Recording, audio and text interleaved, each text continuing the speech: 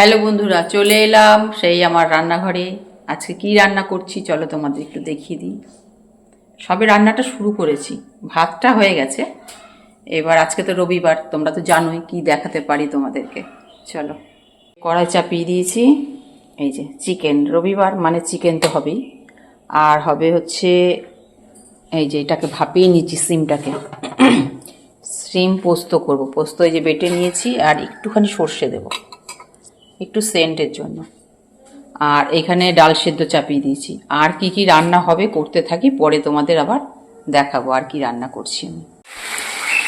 শিম পাতুরিটা রান্না করা হয়ে গেছে, ডালও করা হয়ে গেছে। এবারে মাংসটা চাপিয়ে দিয়েছি। এই যে মাংসটা এখন কষাচ্ছি। এই যেখানে গরম জল করতে দিয়েছি, কেন মাংসতে না গরম জলটা দিলে, মাংস বলে না যে কোনো তরকারিতে গরম জলটা দিলে স্বাদটা বেশি হয়।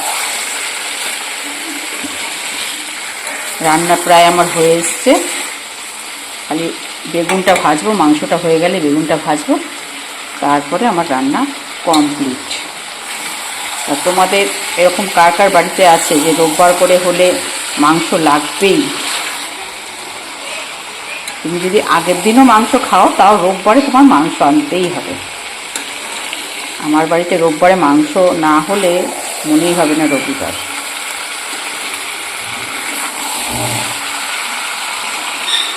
অন্তত আমার এই দুই ছেলে, আর কিন্তু কেউ ভালো খায় না মাংস। দুই ছেলে খুব প্রচণ্ড ভালো খায় ওরা। মাংসটা কষাতে কষাতে চলো বাইরেটা তোমাদের দেখিয়ে দিই। কত সুন্দর রোদ উঠেছে, সকালবেলা যা কুয়াশা ছিল দেখো।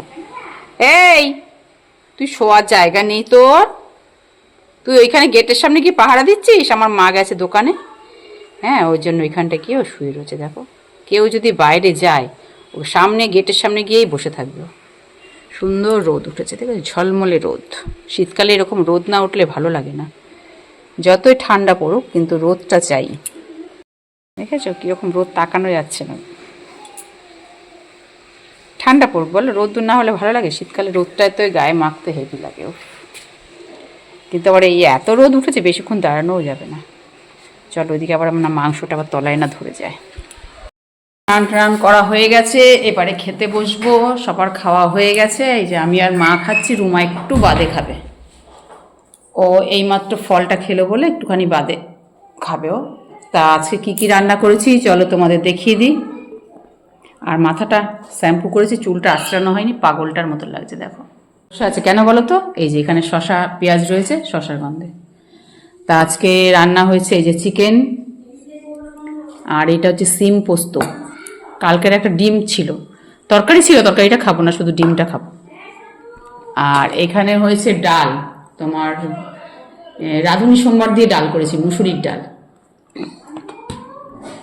আর এটা কি ভাত রেখেছো এখানটা? আর এই যে হচ্ছে বেগুন ভাজা। এই হচ্ছে আজকের মেনু। আর এই যে ফল কেটে রেখেছে, দুই ভাই, এক ভাইও খেলো না।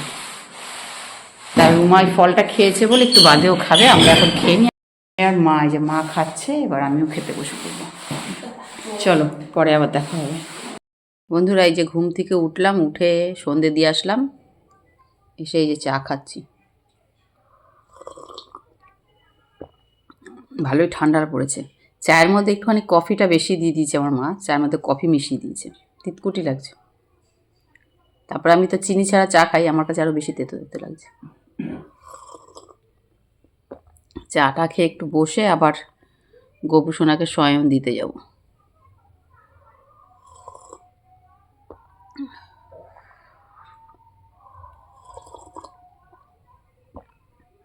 তোমার তিতো লাগছে না? তুমি চিনি দিয়ে নিয়েছো না, এর জন্য।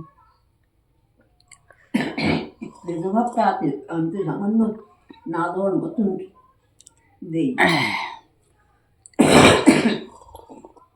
আমি তো গাদা খানিক দিতে দেবো না, চাটা যাতে পাঞ্চা না লাগে, ওই জন্য।